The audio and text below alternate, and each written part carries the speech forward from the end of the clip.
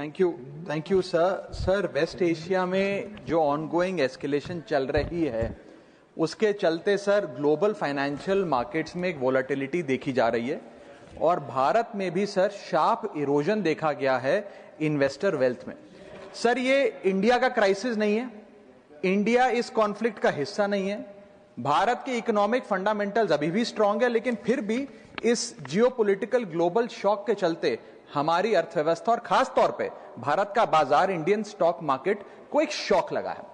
Sir मैं बताना चाहूंगा कि 28 फरवरी जब पहली बार ये युद्ध शुरू हुआ, पहला एक्ट ऑफ अग्रेशन किया गया, तब से लेकर 23 फरवरी दैट इज यस्टरडे लगभग 48 लाख करोड़ रुपीस भारत के इन्वेस्टर्स के इरोड हो गए, मार्केट से गायब हो गए, शून्य हो गए।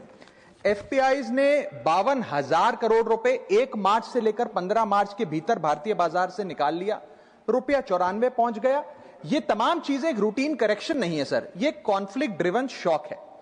मेरी चिंता है सर कि भारत में लगभग 13.5 करोड़ इन्वेस्टर्स हैं जो लगभग 21 करोड़ डीमैट अकाउंट्स के माध्यम से निवेश करते हैं और खास तौर पे इस वर्ग में SIP investor, first time retail participant, salaried middle class और रिटायरीज जो लॉन्ग टर्म सेविंग्स के लिए निवेश करते हैं, उनकी चिंता है जो मैं सदन में व्यक्त करना चाहता हूं। सर वेस्ट एशिया की जो जंग है वो हमारी जंग नहीं है, लेकिन उसके शॉक भारतीय बाजार में देखे गए। It is a black swan event because it has been triggered suddenly, externally and it is unrelated to the underlying Indian economic fundamentals. But sir, Bharat may not be failing, but India is certainly being hit by this shock.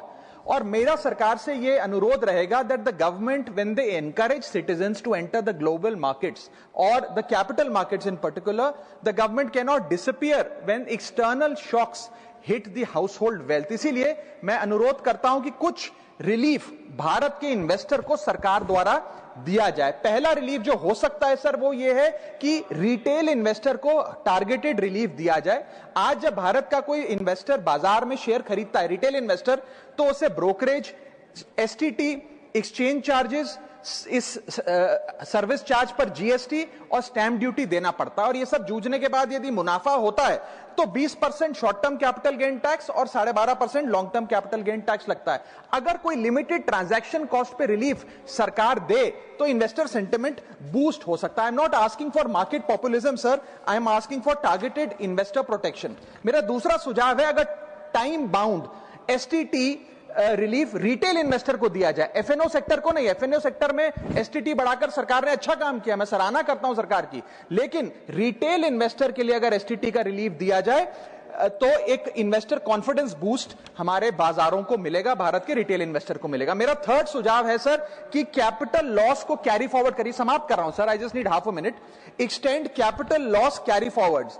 आज भारत का income tax जो losses होते हैं बाजार में उन्हें 8 साल तक कैरी फॉरवर्ड करने की अनुमति देता है, इसे बढ़ाकर 12 से 15 किया जाए इस क्राइसिस विंडो में जो लॉस बुक हो रहा है। Sir I am just finishing sir, special crisis period tax treatment, one time relaxation for retail taxpayer for this notified stress period.